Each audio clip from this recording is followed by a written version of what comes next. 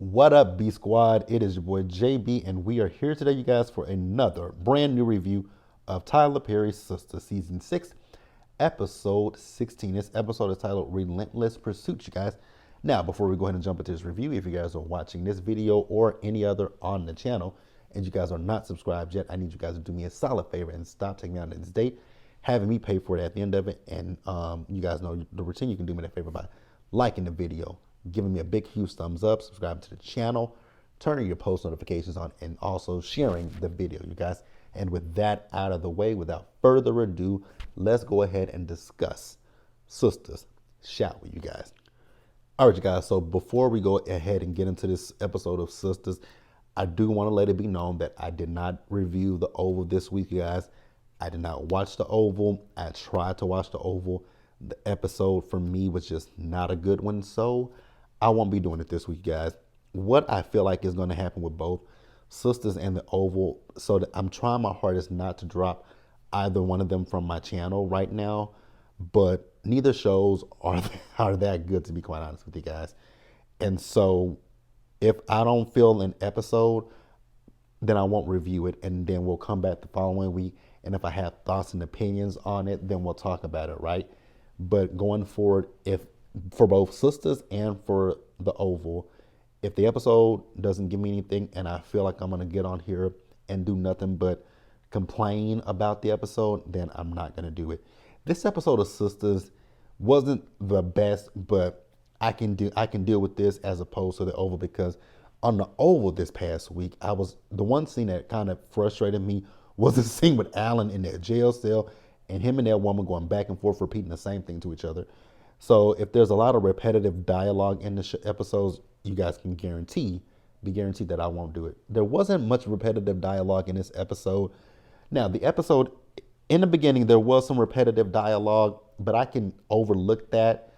Now, you guys remember in last week's episode, we ended with Heather coming up to Zach's place, right? Telling the policeman that Zach had kidnapped a little boy, right? Well, stole a little boy, her words. And so she's telling the cop to arrest Zach. Zach says, no, this is my son, and he was being abused under your care, and you weren't at home.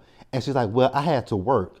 Ma'am, you do not have any family. You don't have anybody that can take care of this child. And then she told the officer to arrest him once again. So the officer said, is that the father? He said, yes. He said yes. So he just asked Zach for his ID. Heather is just so freaking ghetto, and I don't like the way that Tyler writes her. So all Heather wants is money from Zach, right? And so Zach was like, I'll give you the money, but give me the child. And she's like, nah, my girls told me not to sign nothing because I can get more. I was like, say what? And she's like, yeah, one of them is a lawyer. So a lawyer in a strip club, huh?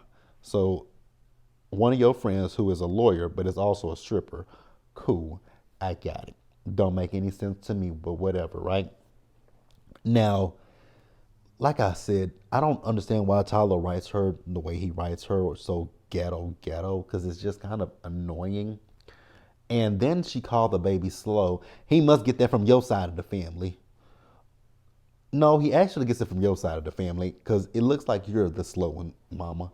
Look like you the slow one. Now, we move over to Tamara. So Tamara showed up to Hayden's house. She's saying that she came over there to get her stuff as he was leaving for work. I was like, so, because she was trying to miss him. I was like, how are you trying to miss him if you coming over here as he's leaving the house? Tamara, you think you're a good con, but you're not. Now, he asked her to come in and sit down, and he told her that he think it's too soon for them to be married. She says that she doesn't, right? So he says, okay, how about we do this? We stay married for 6 months, but what I need for you to do is sign this paper. And she's like, what is this? He said, a post-nup. She flipped out and said she's not going to sign it. I was like, Hayden, you are an attorney, and you are literally finna sit here and listen to what this woman says. This woman is trying to run a con on you. You don't know her. You don't know this. Lord, how am I defending? I'm not defending Hayden, but I'm just saying that you don't know this lady, and you don't think it's a little odd that she doesn't want to sign a post-nup, but you guys don't know each other. But Hayden went on ahead and said, you know what? She says she doesn't want to sign it. He said, okay. I was like, now what kind of attorney would go for this? I don't know any attorney that would say sign a post-nup And you can say it protects both me and you, which it does. A prenup and a postnup protects both parties. I know most people think of a prenup and a postnup as something to say, you know, we're not gonna make it through. We're not gonna make it. No, a postnup is when you think of a. If you think of a postnup, you guys, think of it like a will. Like people have a will and testament. You know what though? He could, if Hayden was smart, she done signed the postnup, right? He could have a he could, well, that's still in case of his untimely demise. But he needs to get her signed that postnup. I just don't know why he didn't do it. Let's pause here and move forward. Next up, you guys, Maurice and Sabrina. So Maurice and Sabrina are on their way down to Andy's office, right? And once again, you know, Maurice is in his feelings. He's still blaming himself and sulking, thinking he's going to go to jail. And Sabrina's like, no, Maurice, you're not going to go to jail. Now, Sabrina did tell Maurice about the date that she had. She said she met 3 guys. He said, oh, you had a train. I was like, Maurice, not a train. I love trains. I was like, oh my God. But Maurice was the highlight of this episode for me, right? Now, while they're in the car, Sabrina got a phone call from the DA asking her to come down to the station, right? And so Sabrina was like, no, I'm not going to come down there. I'm going to go to my attorney. He's like, who's your attorney? She said, Andrea Barnes. He asked her for the address. She gave him the address. She says, okay, I know where that is. I'll meet you there. So after he said that, she hung up and called Andy and told Andy what he said. So Andy said, where are you? She says, I'm on my way to you. She said, okay, well, what's your ETA? I don't know if Sabrina told her or not, right? But so they're on their way to meet Andy's office, right? It's the fact that Maurice keeps talking about that girl like it ain't shit. Like, he talks cash money shit about Andy. Don't even know her, and she's been helping you out, but it is what it is, right? Moving over to Karen's salon. So Karen got down to the salon, and Pam was there. So the reason that Pam is there is because the contractor is there, and he's doing the inspection of the salon, right? And so the thing that bothered me in this scene, it was another scene in this episode. There were 2 scenes in this episode that were filmed in front of a green screen, and you could literally tell it. This was one scene that was filmed in front of a green screen. Oh, and the scene with Danny at the end of the episode. These 2 scenes were filmed in front of a green screen, and I was like, so Tyler, there's no parking lots on your studio, because what the fuck? Like, I can literally see that Pam is standing behind a green screen. It was obvious, but neither here nor there. Pam is telling Karen about like I said, the contractor's there, right? She's talking about, girl, he is fine. Like, I need you to go because I'm trying to talk to him and I don't want him to see you. And Karen is like, I'm not dealing with any men. She says, okay, well, you can go talk to Aaron. She says, I'm not dealing with Aaron. I told him I'm done with him. I'm done, I'm not dealing with him. And that Zach is the father, right? And so the contractor comes out. And when he came out, he told Karen that the salon wasn't that bad. And coincidentally, the contractor is Jason Weaver, you guys. Now, Karen asked him, he said it's basically cosmetic stuff, but there is some asbestos in there. And so she was like, well, how much is it going to cost? He was like, he don't know. I was like, say what now? You're a contractor, so you didn't go in there and complete an estimate for this work? I was so confused because you guys know, I work in insurance, so I know that when someone goes out and they assess the damage, they'll give you a rough estimate about what you can expect, right? Now, sometimes when it comes to contractors, they're not regulated, and so they can come up with their own rates and prices, right? But and again, Karen ain't got no goddamn insurance. I just remembered that. Karen has no insurance on her business. Never mind. I was about to say something, but never mind. So Pam is still flirting with this man, right? And so Karen says, she likes you. And he says, oh, well, I'm married and I got a wife and 7 kids. And Pam's like, you can go home and be with that. He said, I happily do every night. And I was like, oh, okay. Pam was a little pissed. I was like, girl, how you pissed that this man has a wife and 7 kids that he adopted 2? I wasn't listening. Next up, you guys, we see Zach. So Zach got down to the office and he was telling Fatima what happened with Heather, right? And she's like, I knew I should have basically just fucked her up, right? And so she also told Zach, like, hey, we can get an emergency hearing. Now, you guys remember he's supposed to meet with the attorney, but the attorney is already in a meeting with someone else. So Fatima says, I'll go talk to him. And so Maurice and Sabrina came in, and child, why was Maurice flirting with Zach? I was like, oh my God, barking up the wrong tree. I mean, what's his name over on Zatima? What's that guy's name? Bryce.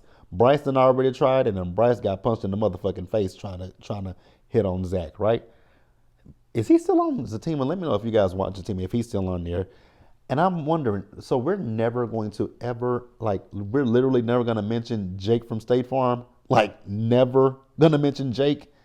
Because we had Jake 1 minute, and then when Zatima came, it became Bryce. So we're just never going to mention old Jakey again, huh? I guess, Tyler. Let's pause here and move forward, you guys. All right, you guys. So next up, Sabrina and Maurice, they went into Andy's office, right? So Andy's letting them know, like, hey, the DA is on his way down here. So she asked him, did they want anything to drink? Why did Maurice call her? He called her a bitch. She's like, Maurice, I don't like when you call me a bitch, so please stop. He's like, I just love the word bitch. And then she said, Maurice. He said, okay, hoe. I cracked up when he called a girl. He went from calling her a bitch to a hoe. That's one of the problems that I do have with Maurice. I like the fact that Maurice doesn't take things seriously, but at the same time, he is rude and very disrespectful. If somebody tells you stop calling me a bitch, don't turn around and call him a hoe.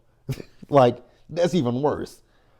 And so we see Fatima, so she's in her office, and she pissed off thinking she should have just went straight hood on, what is her name again? Heather.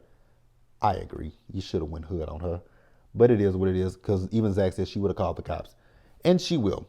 So they saw Hayden come by with Tamara, and, Fatima was looking down, and he said, don't do that. Don't feel bad.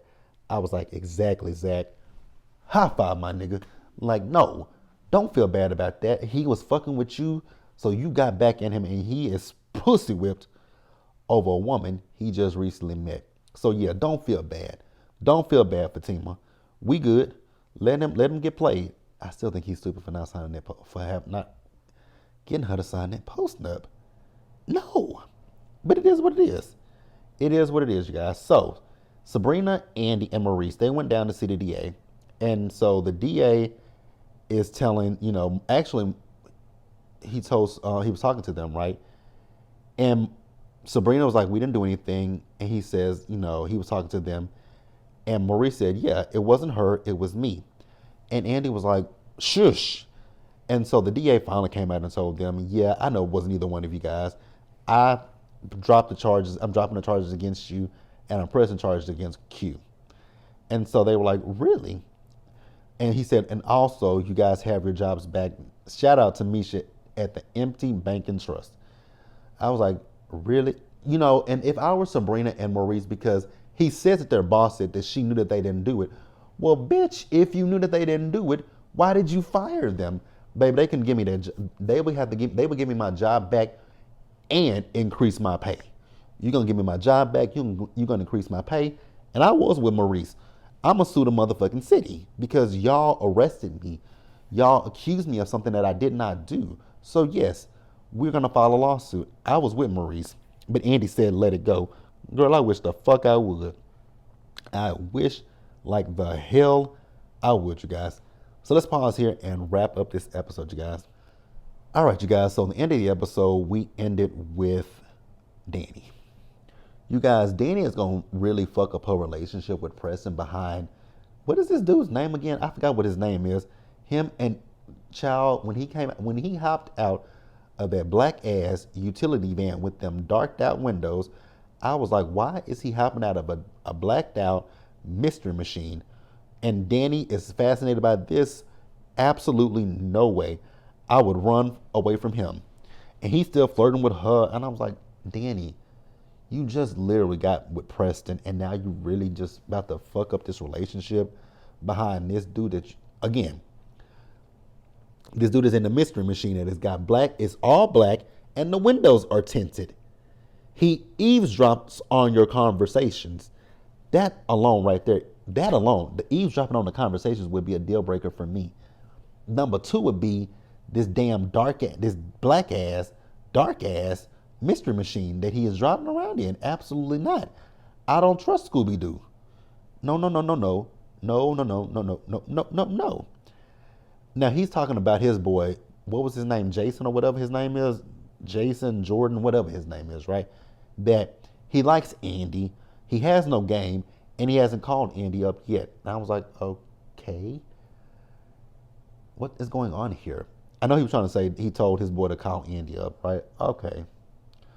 Sir, please move away from me with this. Now they're talking, and he still knows about Preston. He asked her, did she get his text message that he sent in code? Danny, do not fuck up this relationship behind him. Absolutely not, Danny. I'm not feeling this storyline right here. I ain't feeling it. So then he told her basically to holler at him when things don't work out with Preston. And Preston's like, what about me? I was like, yay, Preston! Break up with him. That's all I got to say, you guys. Yep, that's all I got to say, you guys. Be sure to let me know what you guys thought about this episode down below in the comment section. Be sure to subscribe to the channel, turn on your post notifications, share the video, guys, and until the next time, stay safe out there, take care of yourselves, wash your hands, be blessed, and I'll see you guys in the next one. Bye, guys. Oh, Jesus. So, you guys, Married at First Sight, I will probably end up doing that live tomorrow, which is, oh my God, tomorrow's Friday. So I'll probably do that live tomorrow about 11 a.m., and then I'll come back and follow up later in the afternoon about 2 o'clock with the Golden Bachelor. So I'll see you guys then. Bye, guys.